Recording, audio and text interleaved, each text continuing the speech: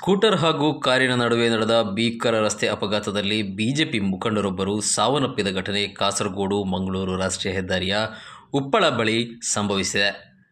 ಉಪ್ಪಳ ಪ್ರತಾಪ್ನಗರ ಕುಂಬಳೆ ಮಂಡಲ ಕಾರ್ಯದರ್ಶಿ ಧನ್ರಾಜ್ ಸಾವನ್ನಪ್ಪಿದವರು. ಶನಿವಾರ ಮಧ್ಯಾಹ್ನ ಬಂದ್ಯೋಡಿನಲ್ಲಿ ಬಿಜೆಪಿ ಮೀಟಿಂಗ್ ಮುಗಿಸಿ ಮನೆ ಕಡೆಗೆ ಹಿಂತಿರುಗುತ್ತಿದ್ದಾಗ ಇವರ ಸ್ಕೂಟರ್ಗೆ ಕಾರು ಡಿಕ್ಕಿಯಾಗಿ ಸಾವು ಕಂಡಿದ್ದಾರೆ. ಬಂದ್ಯೋಡು ಶಿರಿಯಾದಲ್ಲಿ ರಾಷ್ಟ್ರೀಯ ಹೆದ್ದಾರಿ ಕಾಮಗಾರಿ ನಡೆಯುತ್ತಿದ್ದು, ಏಕಮುಖದ ರಸ್ತೆಯಲ್ಲಿ ಎರಡು ಕಡೆಯ ವಾಹನಗಳ ಸಂಚಾರಕ್ಕೆ ಅವಕಾಶ ಮಾಡಲಾಗಿತ್ತು. ಇದರಿಂದಾಗಿ ರಸ್ತೆಯ ವಿರುದ್ಧ ದಿಕ್ಕಿನಿಂದ ಹೋಗುತ್ತಿದ್ದ ವೇಳೆ ಎದುರಿನಿಂದ ವೇಗವಾಗಿ ಬಂದ ಕಾರೊಂದು ಬೈಕಿಗೆ ಡಿಕ್ಕಿಯಾಗಿದೆ. ಡಿಕ್ಕಿಯ ರಭಸಕ್ಕೆ ರಸ್ತೆಗೆ ಬಿದ್ದ ಧನ್ರಾಜ್ ಸ್ಥಳದಲ್ಲೇ ಸಾವಿಗೀಡಾಗಿದ್ದಾರೆ. ಈ ಹಿಂದೆ ಮಂಗಳೂರು ಕಾಸರಗೋಡು ಮಧ್ಯೆ ಕೆಎಸ್ಆರ್ಟಿಸಿ ಬಸ್ಸಿನಲ್ಲಿ ತಾತ್ಕಾಲಿಕ ನೆಲೆಯಲ್ಲಿ ಕಂಡಕ್ಟರ್ ಆಗಿ ಧನ್ರಾಜ್ 2 ರಿಂದ 3 ವರ್ಷಗಳು ಕೆಲಸ ಮಾಡಿ ಆಮೇಲೆ ಕೆಲಸ ಬಿಟ್ಟು ಊರಲ್ಲೇ ಇದ್ದರು.